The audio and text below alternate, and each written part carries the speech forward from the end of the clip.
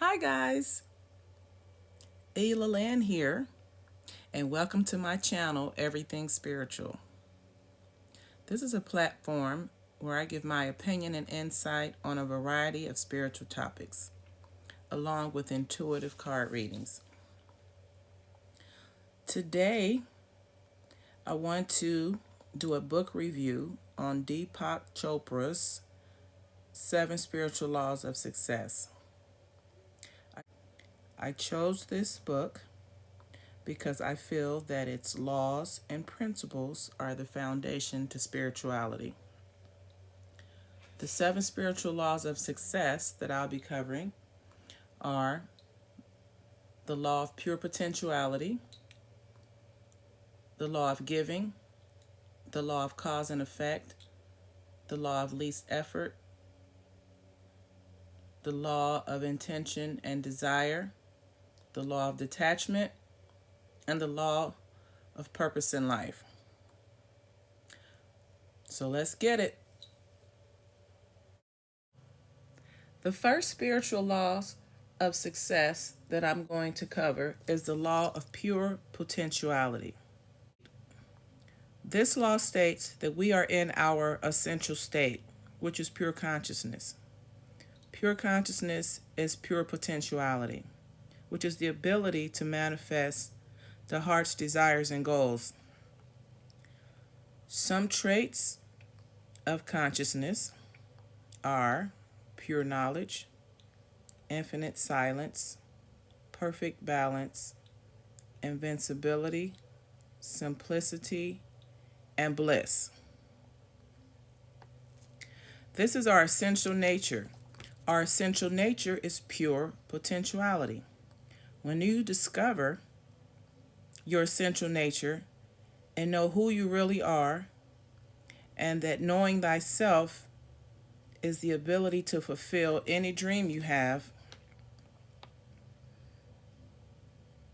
the field of pure potentiality is your own self. The more you experience your true nature, the closer you are to the field of pure potentiality.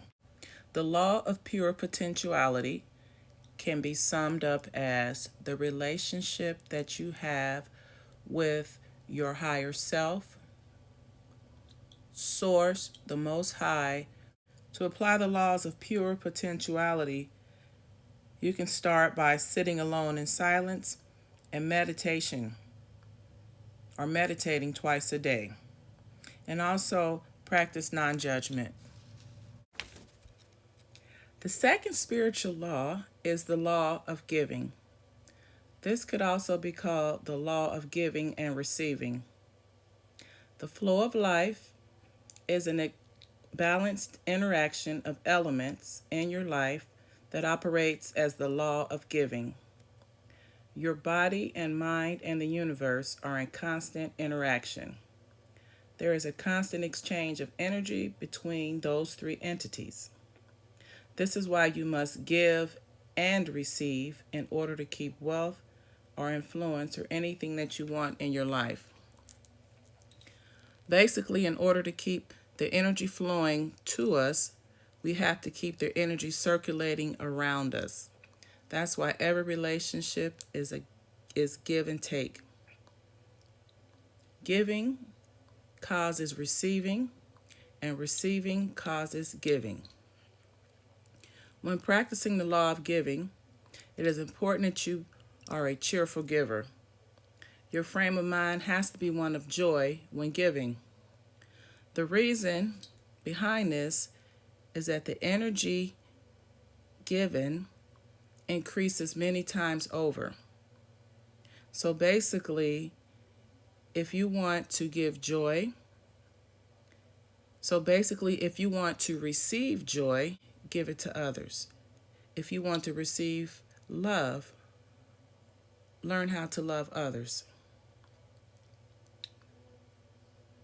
If you want attention and appreciation, learn how to give attention and appreciation. This suggests that the easiest way for you to get what you want is to help others get what they want. The best way to practice the law of giving is to stay in the flow of giving and receiving. This can be done by something as simple as wishing someone a good day, showing your loved ones attention and affection and appreciation. The best way to practice the law of giving is to stay in the flow of giving and receiving. This can be done by something as simple as wishing someone a good day or showing your loved ones attention and affection. The third spiritual law of success is the law of cause and effect, or the law of karma. Karma involves both actions and the consequences of those actions. It's basically cause and effect. Every action generates a force of energy that is equal to or greater than that action that's returned to us. So basically, what you put into something is what you're going to get out. Also, the saying applies, you reap what you sow. The law of karma implies the action of conscious choice making. You have to be conscious of what you're doing, knowing that you should make conscious choices. One way to apply the law of cause and effect in your life is just to start making choices that are well thought out and mindful. And make choices through your conscious awareness, understanding that any time you make a choice or a decision in the present moment, that it's going to carry over to the future. And understand that the decisions that you make today actually manifest in your future. Choose to have more discretion or attention to detail when you're making decisions. Another way to apply the law of cause and effect, or karma, is basically asking yourself a couple questions. Anytime you're making a very important decision, ask yourself, what are the consequences of the choices that you're making? And is it going to bring you happiness? The fourth spiritual law of success is the law of least effort. This law is based on the principle of least action and no resistance. The principle's foundation is based in harmony and love. This principle is also known as the economy of effort, meaning do less and accomplish more. This means that the mere suggestion of ideal in your mind can manifest without excessive praying and definitely without worrying. When you apply the law of least effort, you're really working on faith. You're working with faith because you're taking a goal that you want to manifest, and then you're claiming it through prayer or other forms of communication with the divine, and then you let it go. The main thing I would say about using the law of least effort is not to tell anyone your goals or plans until they are manifested. And this is based off the whole concept around energy. You want to keep positive energy around that which you want to manifest. If there's negative energy surrounding it, whether it's coming from your own thoughts or other people, it slows down the manifestation process to where it takes twice as long, or it doesn't manifest at all. Now, ways to apply the law of least effort is by practicing acceptance. Go with the flow. Acceptance means accepting people and circumstances as they occur. Take responsibility for what happens in your life. Don't have a need to always defend your point of view to those who don't agree with you. And then remain open to points of view that are different than yours. The fifth spiritual law of success is the law of intention and desire. This law is based on the fact that energy and information exist everywhere in nature. Everything living in the universe is made up of a percentage of carbon, hydrogen, and oxygen, and other elements of different degrees, but every living being in the universe shares the same elements.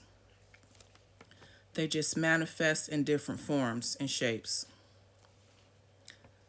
The law of intention and desire is also known as the law of attraction.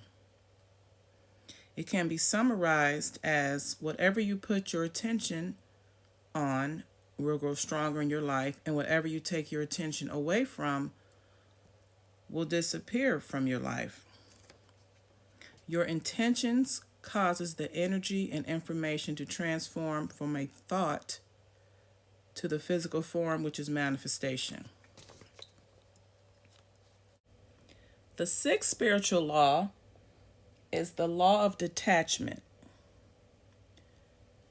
This law says that in order to have anything in the physical form, you have to let go of the attachment to it. This does not mean you give up the intention to create your desires. You don't give it up. You give up the attachment to the outcome of the desire or to the outcome, the results. Anything you want can be had through the law of a detachment. It is based on believing in the power of yourself. The source of wealth, of abundance, or anything in the physical world is the self. It is consciousness that knows how to fulfill every need. Some ways you can apply the law of a detachment in your life is, first of all, through not being controlling. Allow people around you to be who they are. Do not impose your ideas or opinions on them.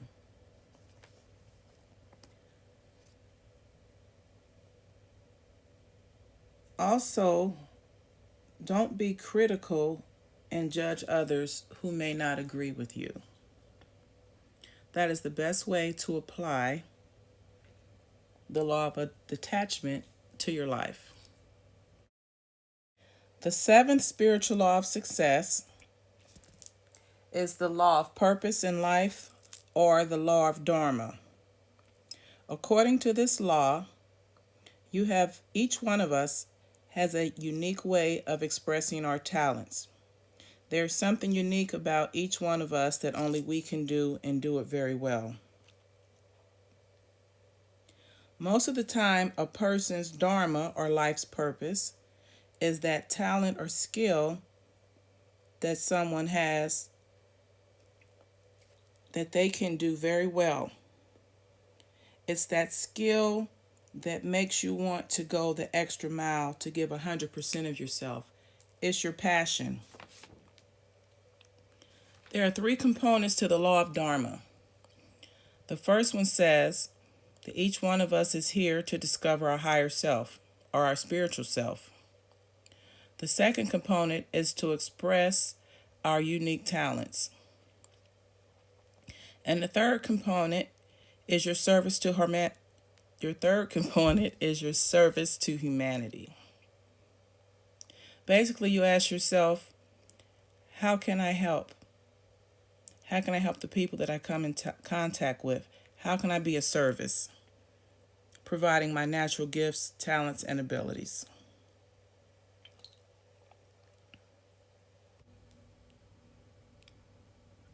The 7 spiritual laws are excellent tools to have in your toolbox if you're just beginning your spiritual journey, or if you're currently in the midst of your spiritual journey. They may help redefine your purpose and help you accomplish your goals and desires that much quicker. If you enjoyed the content of this video, please like, comment, and subscribe. Until the next time, namaste.